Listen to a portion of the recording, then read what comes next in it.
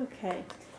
Well, when we studied Genesis 8 years ago, I really didn't go too much into detail of evolution. I didn't feel it was necessary at that time to do it. But today I wanted to give a little talk about creation because I think it's really important. I think that we need to be aware that there are pressures on the external within the Christian community, that there is the theory of evolution that would try to replace God in our culture. I want to look at that. I also would love to look at the pressures within the Christian community. There's stresses that occur, and I would like to address those issues as well. So today I hope that you find a lot of encouragement and confidence in what you believe and why you believe it. Now, I don't want to go into a huge amount of detail with the theory of evolution because, first of all, I haven't had a lot of time to research it. I did graduate from the University of Connecticut with a degree in biology. So I was at one point, a couple decades ago, immersed in the culture of evolution. So I was bombarded by the theory of evolution. And I spent a lot of time back then reading books that were written by creationists to really solidify what I believed and why I believed it. But lately, having 4 children, I feel like the mom on the middle, where her brain was so filled with all the details of her children's stuff that she was forgetting everything. She couldn't remember anything. So she had to hold office hours. I haven't really gotten to that point where I am able to hold office hours. After she held office hours, she remembered everything. But I haven't gotten to that point yet. So I actually invited a special guest appearance to come in with us, to join us in this conversation. We're going to actually flip roles. I'm going to kind of lead our discussion, and then Jeff's going to interject when I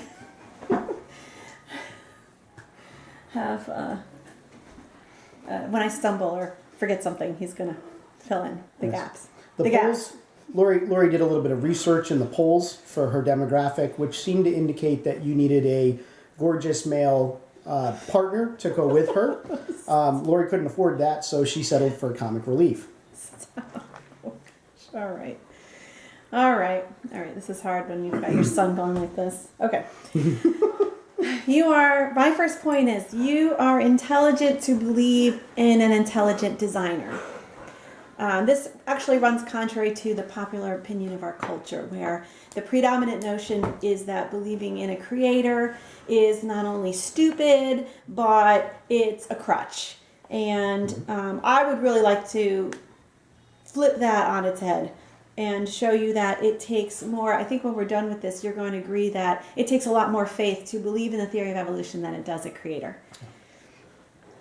So one of the first points of evolution is that life began spontaneously in the primordial soup. You remember that from your biology classes, that long, millions and millions of years ago, all those little compounds that were floating around in the slime kind of came together and the conditions were correct. In the movies you see the lightning coming down and heat and so forth, and poof, there's life. And the reason they say this is because they've done experiments in the laboratory and they try to simulate the conditions to when they think life first became about.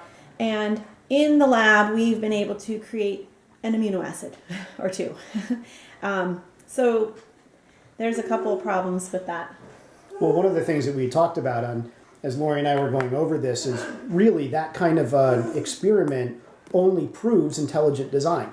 In other words, what they proved was that in a research setting with intelligent human beings who spent an immense amount of effort designing conditions to create life, they succeeded. So in point of fact, they did not prove that life could begin randomly. They proved that life, in order for not even life itself, but the building blocks of life to be formed, it requires intelligent people who know what the outcome is supposed to be and then design the conditions so that they're ideal and perfect to create that outcome. So what we realized was, as we talked about it, we're like, Actually, that's proof for intelligent design, isn't it? Sure is. Plus, another problem with that is it's a huge jump to go from making an amino acid, which isn't even a whole protein, but an amino acid, to life. And that's actually, any scientist would not be intellectually honest if he did not say that, forming life, where did life come from? That is Right. a problem. And that's like saying that, it's like making the jump from saying that you were able to create a piece of concrete, that means that you could automatically have the Empire State Building. Yeah. Poof, the Empire State Building. So because we've created a moat of concrete, we have the Empire State Building. And Exactly. even that, in terms of statistics and numbers and the likelihood of that happening, having amino acids develop into the life that we see on this earth is far worse. Okay. So that's it. Another fundamental of evolution is that the variation we see in our world came about through mutations. So we want to address that. One of the problems with this is that if you look at the complexity of life, it's really hard to believe that millions and millions and millions of mutations or accidents came together. If you just take the eye, for example, an eye just doesn't have to be the human eye, but an eye, for that to develop, according to their theory, the mutation for it to stick in the population, it has to have some advantage. But for an eye to actually be functioning, you have to have all those little accidents line up. Hundreds and hundreds of accidents line up to get a fully functioning eye. So it's just way too complex. There's just no way. Do you know what I'm saying? Yeah, and all of those accidents, you have to assume that for some reason or another, you have to have 10, 20, 30, or even 99 different useless mutations occur, so that when the final one occurs, it now becomes functional. That's what I meant. And they've never been able to actually demonstrate how that could possibly happen. And any of the models that they use to demonstrate how it might be able to happen, in other words, how a couple of cells become reactive to light, and then it develops to increasingly complex systems that ultimately develop in the eye. It's a great idea. It's a brilliant idea, but there's no evidence for it. So that's why we say consistently it takes more faith to believe in evolution than it does in a designer. And that's just the eye. We're not talking about the human body, Right. which is the bones, the muscles, the immune system, the circulatory system, it just goes on and on and on. How can all these mistakes happen? There we go. We have our child. So pardon our distractions. And that's exactly the point that we've been trying to make is that this has to happen multiple times. And another one of the major examples that's used is with flight. In realizing that flight actually had to develop independently at least 4 different times. Hey, are you saying hi? And the likelihood of those kinds of things happening are very, very, very, very slight. Okay, so that's a problem with mutation. Yep. Another problem with the mutation theory, to explain why we see everything we see in this world, is that it really does violate the laws of genetics. If you look at, for example, the fruit fly, because the fruit fly has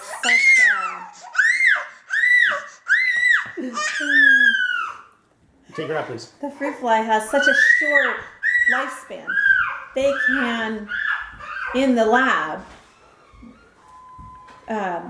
perform experiments on generations and generations of fruit flies to try to get the outcome that they want. And what they've done is they've made all kinds of fruit flies with no wings, fruit flies with 6 wings, fruit flies with 5 eyes, fruit flies with legs coming out of their head, you name it, they've made it. The problem is that the first problem is, no matter, with millions of generations that they've created, the problem is it's still a fruit fly. They haven't jumped from a fruit fly to something else. And also, if you don't put the pressure on it, it will just automatically spring back to the normal fruit fly. And that's what also we see with roses. All the variation of roses out there derive from the wild rose. And it takes a lot of pressure, a lot of concentrated pressure, to maintain the varieties of rose that we see. If we alleviate that pressure and we don't breed roses anymore, they will all spring back to the wild. Within generations, they'll all spring back to the wild rose. And that goes back to Jeff's point. That's proof for an intelligent designer. Right. And you'll notice again is that the only time when they are able to kind of fabricate these changes is when they apply their intelligence and they design it that way. And we don't see this happening. You actually have to exert the right kind of pressure under the right circumstances. That's proof for intelligent design. It's not proof for gradualism or for evolution or for natural selection. But that's just kind of when you step back and you look at it, that's what they're doing. And just evidence that the genetic code it's elastic to some extent, but it's very finite in terms of how far it can go. In fact, the genetic programming in each one of us tends towards a resistance to change. It's always resisting change. It resists mutation. Mutation is almost always the percentage, it's almost always harmful. That's actually the third problem I was going to bring Okay, up. great. Then that's a perfect transition. We're in the same brain wavelength.